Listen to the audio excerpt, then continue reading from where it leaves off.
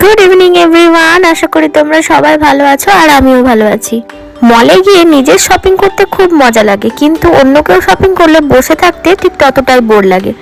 Finally পাপা বেটুর shopping শেষ হলো, তারপর আমরা বেরিয়ে পড়লাম ভিক্টোরিয়ার দিকে। এই শীতের দুপুর বিকেলে ভিক্টোরিয়ায় সময় কাটাতে কিন্তু বেশ লাগে। আর ওই ভিক্টোরিয়ার সামনে দিয়ে যে রাস্তাটা আছে সেটা আমার অল টাইম ফেভারিট। আমাদের লাইফে সবচেয়ে মজার জিনিস কি জানো?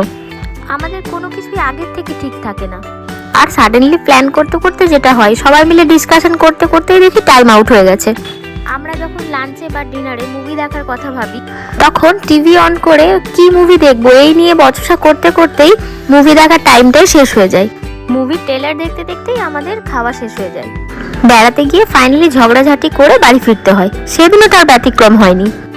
ছেলের মন ভালো করতে এখানে আসা। ভিডিওটা ভালো লাগে থাকলে পাশে থেকো, লাইক কমেন্ট শেয়ার করো। টাটা।